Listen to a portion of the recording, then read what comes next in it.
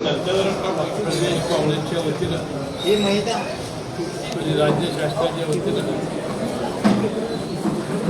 आज राज्याचे नेते स्वर्गीय अजितदादा पवारांची पहिली 2-3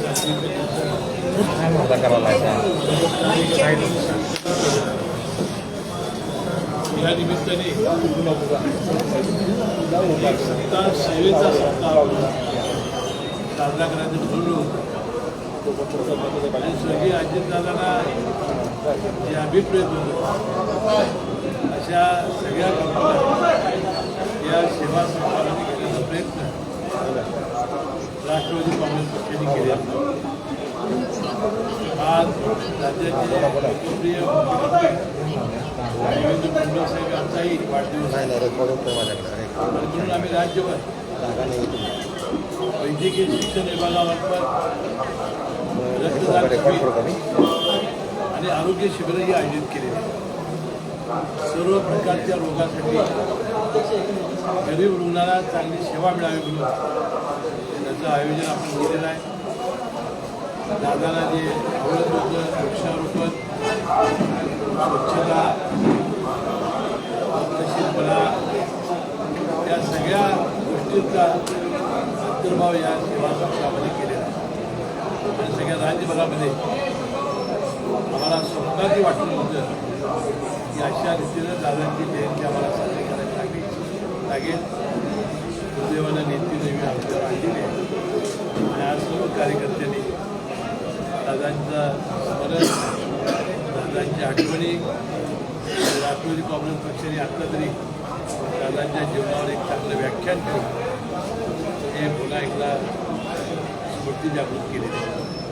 अजितदादांच्या पहिल्या जयंतीच्या निमित्ताने त्यांना अभिवादन करतो आणि राज्याचे मुख्यमंत्री देवेंद्र फडणवीस यांना वाढदिवस दरवर्षी वाढदिवसाचं जयंती साजरी करावी एक मित्र म्हणून आणि सहकारी म्हणून पक्षाच्या मागं आहे. तुमची वैयक्तिक काय सहकार्य माझे सहकारी होते ते माझे नेते होते आणि हेच मी सांगितलं की असा दुःखद प्रसंग आपल्या वेळेला कधी आम्हाला वाटलं नव्हतं. नेतीनं तो आणला आणि एका विमान अपघातामध्ये दुःखद निधन झालं म्हणून फार काळजावर दगड ठेवून आज आम्ही जयंती साजरी करतो. देश पातळीवर मोठ्या घडामोडी करत आहेत. आज शरद पवारांनी पंतप्रधान नरेंद्र मोदी यांची भेट घेतलेली आहे. त्याला काय दिवसापासून चर्चा सुरू आहेत आणि त्यानंतर आज मोदींची भेट शरद पवार कसं बघताय कसा घडला पवार साहेबांची आणि देशाचे प्रधान नरेंद्र मोदी साहेबांची भेट डिसाईड होती. मी आत्ता व्यासपीठावर मला फोटो दाखवल्यानंतर का त्यामध्ये डिसाईड होती भेटली मला माहिती नाही. पवार साहेबांना लोकसभेच्या अधिवेशनाच्या निमित्ताने ज्या वेळेला जातात त्यावेळेला भेटून देशाचे प्रश्न त्यांच्याजवळ मांडायची ही पहिल्यापासूनची पद्धत आहे आणि मला वाटते त्यासाठी त्यांची भेट असेल आणि बाकीची काय भेट असेल ते लगेच कळेल आपल्याला काय तो राजकीय यामध्ये आहे की नाही याची काही मला माहिती त्यामुळे साहेबांची तब्येत बदलल्या सारख्या तरी त्या साहेबांच्यावर असतात त्यामुळे ते गेले असतील. मी आज एक असा फोटो बघितला की ते तब्येतमध्ये पाऊल ठेवताना मोदी साहेब स्वतः जाऊन त्याला हाताला धरून त्यांनी आणलेलं. साहेबांची तब्येत ही थोडीशी नाजूक आहे आम्ही अनेक वेळा पाहिले. पण राष्ट्रवादीच्या एनडीएमध्ये चर्चा असणं आणि त्यानंतर मोदींनी अशा पद्धतीने स्वागत करते किंवा परत त्यांना घेऊन जाणं हे त्यांनी काय मला माहिती काय असेल तर साहेब सुपर करायला ते सांगतो. एका बाजूला ही सगळी भेट होत असताना दुसरीकडे उद्धव ठाकरेंनी आमच्या अरविंद केजरीवाल यांची देखील भेट झाली आहे. विरोधी पक्ष देखील आता कुठेतरी एकत्र येताना आपल्याला आता इंडियामध्ये सगळे एकत्र आहेत.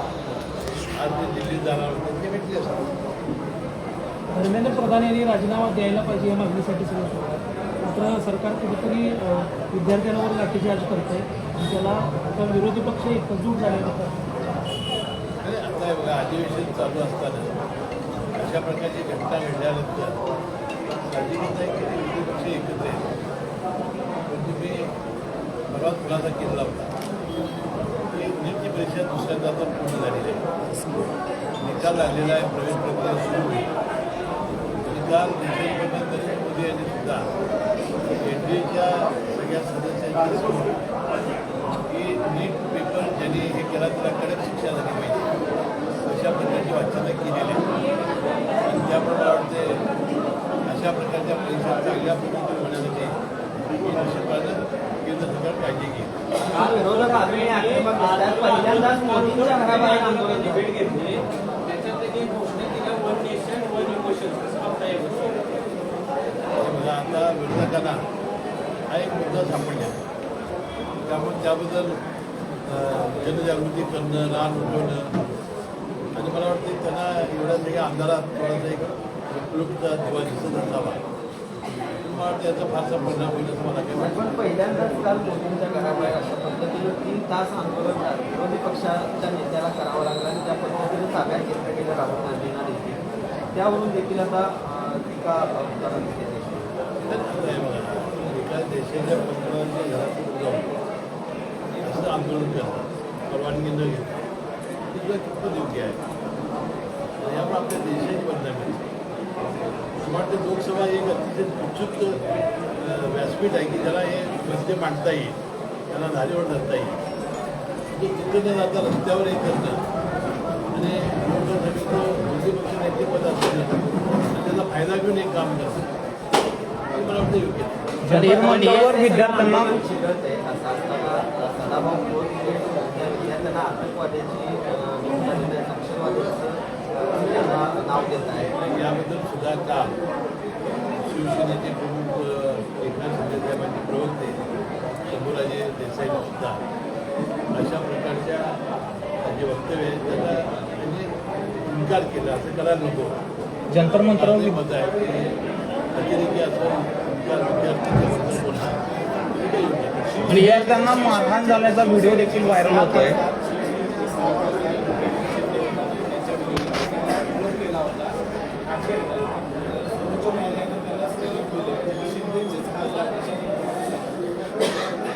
मला काय माहिती आज कोर्टानं तो निकाल दिला की तो स्थगित करावा. तो निर्णय अशा पद्धतीच्या याचिकेवर कोर्टानं निर्णय सुप्रीम कोर्टासमोर बाजू मांडली. मला काय माहिती नाही.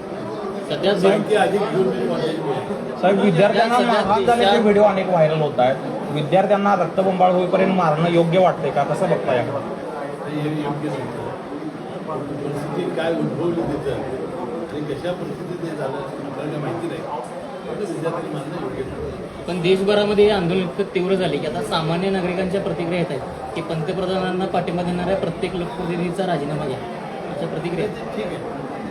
आता सगळा देशच पंतप्रधानांचा मागा आहे, तर कोणाकोणाचा राहिला.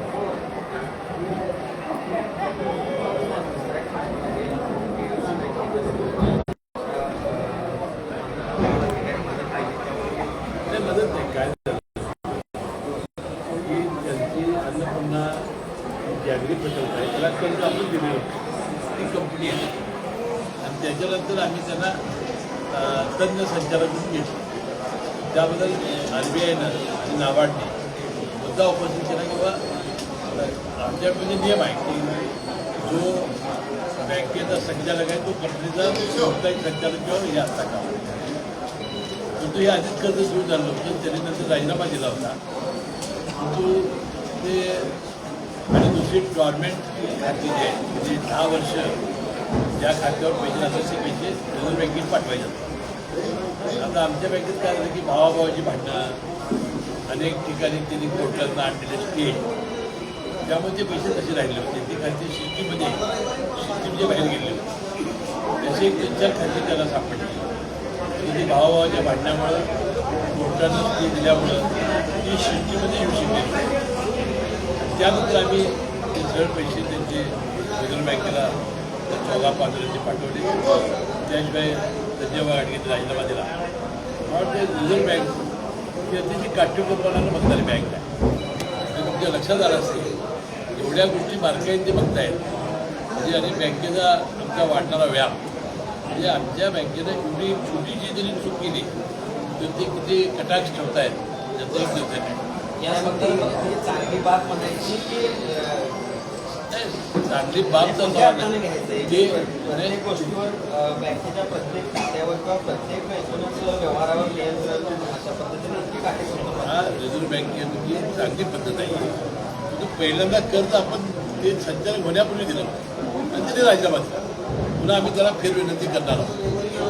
या संदर्भात त्वरित परतफेड होती का नाही, वार्षिक नाही. वार्षिक त्याची तपासणी असते त्यामध्ये निघालं. सौमिका माडिक यांनी काल प्रशासकांना निवेदन दिलं ते म्हणजे महायुती म्हणून नेत्यांनी पण दुसऱ्या पहिले कार्यकर्ते ऐकायला तयार नाही. प्रशासकांच्या विरोधात वक्तव्य ठेवण्याचं काम काही करत आहेत असं नाही मी काय आज सकाळी आलो त्यामुळे मी काय त्यांनी काय वक्तव्य केले त्याची माहिती घेतलेली नाही. त्यामुळे आमचे गोकुळचे संचालक त्याबद्दलचा खुलासा करतील. तर जिल्ह्यातलं एक मोठं देवस्थान आहे संत बाबा, यामध्ये घोटाळा उघडकीस आलेला आहे. मंत्री म्हणून तुम्ही काय लक्ष घालायचं? मला वाटते संत बाळूमामा मंदिरामध्ये जे अनेक दिवसापासून ज्या घटना घडत आहेत ते वास्तविक अतिशय क्लेशदायक आहेत, वेदनादायक आहेत. देवाच्या ठिकाणी असं व्हायला नको होतं आणि म्हणून परवाच मी स्वतः मुख्यमंत्र्यांना भेटून या ठिकाणी जसं शिर्डीचं न्यास आहे, जसं सिद्धिविनायकाचं न्यास आहे, तसं न्यास करावं अशी विनंती मी केलेली आहे. आणि त्यावेळेला गोपीचंद पडळकर ते वेगळ्या कामासाठी आले होते. मी त्यांनाही म्हटलं की तुम्ही याला पाठिंबा द्या, म्हणजे जर तुम्ही त्याचा अध्यक्ष व्हा, परंतु याला वेगळा न्यास करण्याची आवश्यकता आहे, वेगळं ट्रस्टी नेमण्याची आवश्यकता आहे.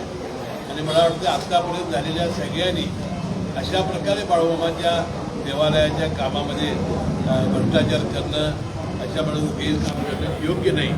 बाळूमामा त्यांना बघून घ्या.